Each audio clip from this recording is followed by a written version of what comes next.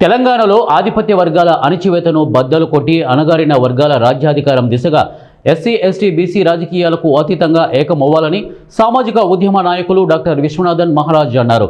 ఖమ్మం ఓ private function హాల్లో జరిగిన JAC ఆవిర్భావ సదస్సుకు ముఖ్య అతిథిగా హాజరై మీడియాతో మాట్లాడారు. ఖమ్మం జిల్లాలో రాజకీయ చైతన్యం ఉందని భ్రమపడుతున్నారని, అది కేవలం ఆధిపత్యం వర్గాలకే వర్తిస్తుందని అన్నారు. బీసీలను రాజకీయ, సామాజిక, ఆర్థికంగా అణచివేస్తున్నారనే విషయాన్ని గ్రహించాలని అన్నారు. భారత రాజ్యాంగ హక్కుల కోసం, సామాజిక హక్కుల కోసం పోరాడాలనే చైతన్యం వైపు 90% ప్రజలు అడుగులు వేయాలని పిలుపునిచ్చారు. అన్ని రాజకీయ పక్షాలు ఆధిపత్య వర్గాలకే ప్రధాన బాధ్యతలు ఇస్తున్నారని అన్నారు.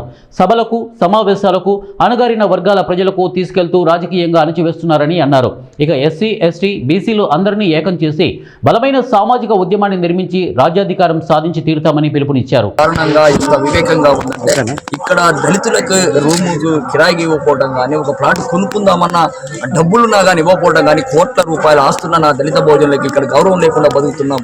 ఆ బిడ్డలకు గౌరవం కలిగించే విధంగా ఇక్కడ జాక్ ఏర్పాటు చేస్తున్నాం. రానున్న కాలంలో ఈ బీసీ ఎస్టీ జాక్ ద్వారా ఈ కుల రాజకీయ ఉన్మాదాన్ని 100 అడుగులు పాతబెట్టి ఇక దళిత బహుజన రాజ్యం సాధించడం కోసం ఈ జాక్ ఏర్పడుతుంది. దీన్ని వాడ నిర్మిస్తాం. ఈ గ్రామ విప్లవం చేస్తాం. దీన్ని గ్రామాల్లో 10 కొంపలు లేని ఆ కులాన్ని 100 అడుగులు బొందబెట్టి గ్రామ విప్లవాన్ని ప్రారంభిస్తాం. అందుకు జాక్ ఉపయోగపడుతుందని చెప్తూ అందుకు మీరు అంతరించిపోతాయి, అవి బతకవు, చచ్చిపోతాయి. ఖమ్మం జిల్లాలో కూడా బీసీ ఎస్సీ ఎస్టీలు గత 70 ఏళ్ల నుంచి చచ్చిపోతున్నారు. ఎందుకు? వీళ్ళకి రాజకీయ ప్రాతినిధ్యం లేదు, భూమిలో సంపదలో వాటా లేదు, విద్యలో సంపదలో ఎక్కడా వాటా లేదు. కేవలం కమ్మ కుల ఆధిపత్యం కింద అణగారిన బీసీ ఎస్సీ ఎస్టీ కులాలు నలిగిపోయి మరణిస్తున్నాయి. కాబట్టి ఈ ప్రజలకి ప్రాతినిధ్యం వహించడానికి ఇక్కడ CPI, CPM, Congress, ML party, TDP, TRS మొత్తం పార్టీలు కమ్మ అండ్ రెడ్డి కులాల ప్రతినిధులు. వీళ్ళు బీసీ ఎస్సీ ఎస్టీలకు ప్రతినిధులు కారు. మరి బీసీ ఎస్సీ ఎస్టీలకు ప్రతినిధులు లేనప్పుడు ఏం చేయాలి? మరి ఆటోమేటిక్గా దానికి కావాల్సింది తెచ్చుకున్నది. ఈరోజు బీసీ ఎస్సీ ఎస్టీలకి ప్రాతినిధ్యం వహించడానికి ఒక్క పార్టీ లేదు. కాబట్టి ఈరోజు బీసీ ఎస్సీ ఎస్టీ జేఏసీని ఖమ్మం జిల్లా తనకి తాను అన్వేషించి తెచ్చుకొని ఇక్కడ సంఘాన్ని స్థాపిస్తుంది.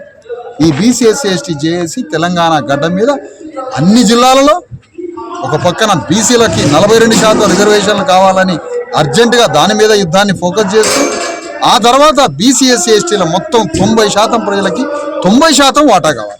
90% ప్రజలకి 90% వాటా కావాలి. అది చట్టరీత్యా కావాలి, నైతికంగా కావాలి. ప్రభుత్వం చేసే ప్రతి చర్యలో, రాజకీయ పార్టీలు చేసే ప్రతి చర్యలో మా 90% వాటా ఎంత? ఉదాహరణకి ఒక పార్టీ కమిటీ చేస్తామని, సిపిఐఓ, సిపిఎంఓ, కాంగ్రెస్, టీఆర్ఎస్ కమిటీ చేస్తుంది. ఆ కమిటీని అడుగుతాము, బాజాప్తుగా అడుగుతాం. నీ బహిరంగ సభలకేమో లక్షల మంది జనాన్ని మమ్మల్ని లారీలలో ఈడ్చుకపోతావు, నీ పార్టీలో మాత్రం మా ప్రాతినిధ్యం ఉండదా?